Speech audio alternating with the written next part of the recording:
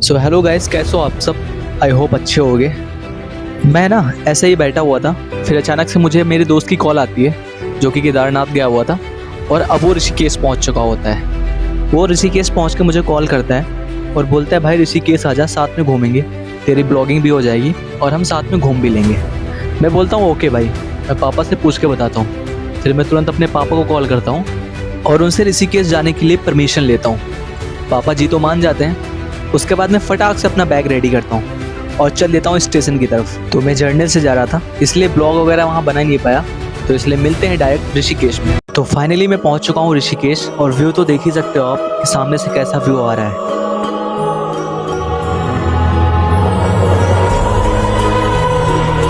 Then उसके बाद हम लेते हैं रेंट पे एक स्कूटी, एक ब्लू कलर की प्यारी सी स्कूटी, और करते हैं एक प्यारे से होटल में चेक इन।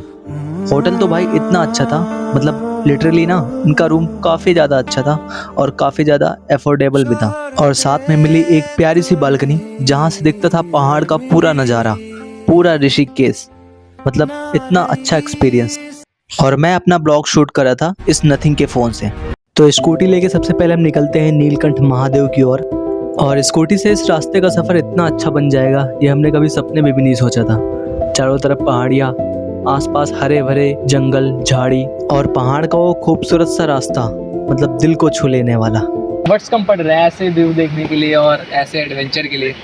तो मतलब अगर फ्री हो, आसपास की एरिया है, छुट्टी में भी आ सकते हो, तो ऋषिकेश भाई डिजर्व करता है भाई। 2 दिन के लिए आओ, मज़े करो आराम से, दैट्स इट। व्यू देख के भाई ऐसा मन हो रहा था कि बस यहीं ठहर जाएं, यहीं पे अपना घर बना ले, यहीं पे अपना घर बसा ले, यहाँ से वापस ही ना जाएं।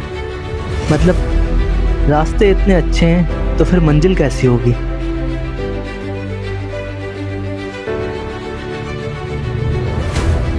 जैसे जैसे हम पहाड़ों के ऊपर जा रहे थे ऐसा लग रहा था कि हम किसी अलग ही दुनिया में आ गए हैं। भाई लिटरली ना ऐसा व्यू देखने के लिए भाई हम इतनी दूर आ गए, दिल्ली से भाई ऋषिकेश। ऐसा लग रहा था कि हम अपने लाइफ का बेस्ट पार्ट जी रहे हैं।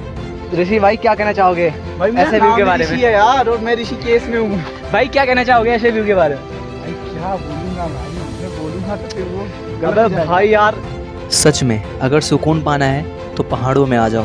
अंदर से पता है मेरा क्या मन कर रहा है कि भाई मेरे पास ड्रोन कैमरा हो और मैं कभी इस पहाड़ी पे जाऊँ, कभी उस पहाड़ी पे जाऊँ, कभी उस पहाड़ी पे जाऊँ। यहाँ से ना आप ना बहुत दूर तक देखते हो, अलग अलग पहाड़ी देखते हो। Right. काफी जगह क्या होता है कि यार एक पहाड़ी इधर से एंड शुरू होती है, एक पहाड़ी उधर से शुरू होती है, बीच से नदियाँ बहती है, वो भी बहुत सुंदर होती है।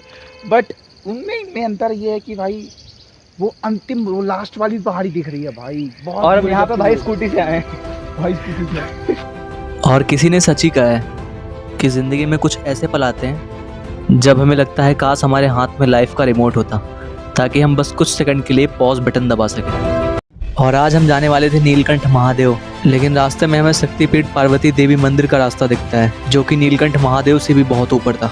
और मैं और मेरे दोस्त ने यहीं से अपना माइंड चेंज कर लिया कि हम पहले शक्तिपीठ जाएंगे और हम गेट पे मत्था टेक के आगे बढ़ते हैं। यहाँ से हमें लगभग 2 किलोमीटर ट्रैकिंग करना था और 2 किलोमीटर ट्रैकिंग इतनी मुश्किल हो जाएगी ये हमें नहीं पता था।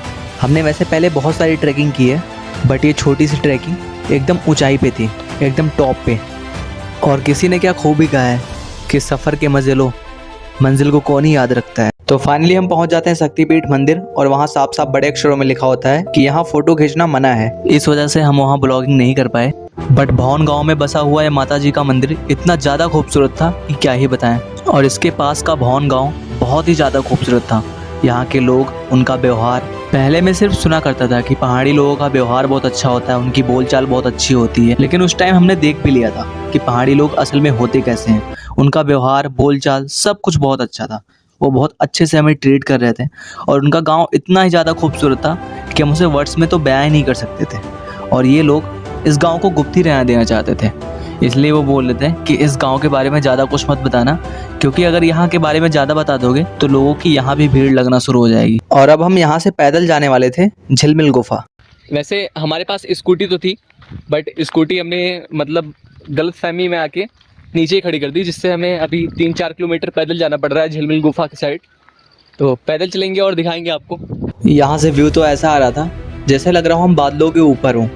और बादल हमसे नीचे। मतलब आँख बंद करके इस चीज़ को दोबारा इमेजिन करता हूँ तो पता चलता है कि मैं कहाँ था। क्या वो स्वर्ग था? क्या वो बादल था? क्या वो अलग दुनिया थी? लेकिन ये चीज़ कह पाना बहुत मुश्किल था क्योंकि वो नज़ारा ही बहुत अलग था। हम आगे बढ़ते हैं झिलमिल गुफा की ओर और झिलमिल गुफा के रास्ते पे हमें इतना खूबसूरत नज़ारा मिलता है कि हम वहाँ सिर्फ आधे घंटे खड़े रहते हैं, अपने फ्यूचर के बारे में सोचते हैं, अपने पास्ट के बारे में सोचते हैं, अपने प्रेजेंट के बारे में सोचते हैं। और यही होता है पहाड़ का असली मज़ा, जब सिर्फ हम अपने आप से बातें कर रहे होते हैं और याद करते हैं हर एक वो लम्हे जो हमने अभी तक जिया है और हर एक वो सपना जो हम जीना चाहते हैं। हम वहाँ से आगे ही बढ़ने वाले थे, तभी हमें पता चलता है कि मेरा दोस्त स्कूटी का हेलमेट कहीं पीछे ही छोड़ के आ गया है और इसी वजह से हमें वापस जाना पड़ता है। और माता जी की कृपा से हमें हमारा हेलमेट मिल जाता है, नहीं तो 1000 रुपये फाइन देने पड़ते हैं। और हेलमेट लेके जब हम आगे बढ़ते हैं तो आगे का नज़ारा कुछ ऐसा था, आप खुद ही देख सकते हो। लग रहा था बस यही ठहर जाऊँ और थोड़ी देर के लिए हमें ऐसा लगता है कि अब हम झिलमिल गुफा नहीं जा पाएंगे और हमारा झिलमिल गुफा जाने का प्लान दोबारा से बन जाता है। और ऐसे खूबसूरत रास्तों को देखते हुए बस एक ही बात याद आती है कि खुश रहो, जियो, मुस्कुराओ, क्या पता कल हो ना हो। पता नहीं क्यों पहाड़ों पे आके ये शाहरुख खान की बातें बहुत याद आती है।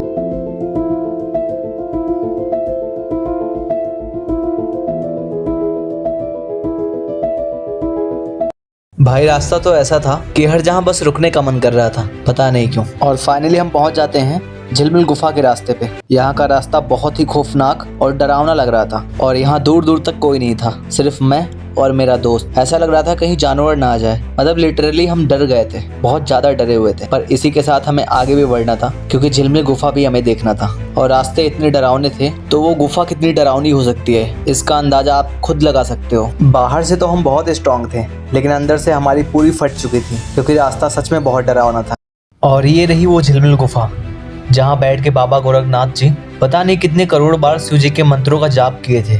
ये गुफा देखने में तो बहुत डरावनी थी लेकिन यहाँ आके जो सुकून मिला, जो शांति मिली, वो कहीं नहीं मिल सकती थी। यहाँ से आगे जाके हमें एक छोटा सा गुफा दिखता है जिसके अंदर एक बाबा जी बैठ के शिव जी के मंत्रों का जाप कर रहे होते हैं। हमें देख के थोड़ा डर भी लगता है बट क्या कर सकते थे, वो तो भगवान की भक्ति में लीन है। हम शायद किसी जन्म के पापी हों इसीलिए उनसे डर रहे हों। इसी के साथ हम आगे बढ़ते हैं और आगे बढ़ते बढ़ते हमें एक और छोटी सी गुफा दिखती है जिसके अंदर एक बाबा जी बैठे हुए थे और वो हमें आवाज लगाते हैं। वो पता नहीं कैसी विचित्र से मंत्रों का जाप कर रहे थे जिससे हम यहाँ पे बहुत ही ज्यादा डर जाते हैं बट किसी तरह हिम्मत करके उनके पास तक जाते हैं। उनके पूरे फेस पे भस्म लगा होता है और उनकी हाइट भी नॉर्मल लोगों से काफ़ी छोटी होती है। ऐसा लगता है कि वो अभी बहुत यंग एज के हैं, बहुत छोटे हैं, शायद हमसे भी छोटे। और जल्दी से मैं और मेरे दोस्त यहाँ से टीका लगवा के वापस जाते हैं। उसके बाद काफ़ी देर तक स्कूटी चलाने के बाद हम सीधा पहुँचते हैं त्रिवेणी घाट। हमें बहुत ज़्यादा भूख भी लगी थी और हम बहुत ज़्यादा थके भी थे, इसलिए हम थोड़ी देर त्रिवेणी घाट पे बैठ के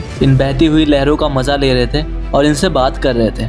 यहाँ पे मिनट मिनट पे वो चेंज होती हुई लाइटें, गंगा का बहाव और यहाँ का वाइब पूरा अनबिलीवेबल था। जल तो ऐसे बह रहा था जैसे मानो हमारा अहंकार चूर चूर हो रहा हो, हमारा अहंकार बह रहा हो और इसी में हमारा और मेरे दोस्त का सनग्लास बह जाता है।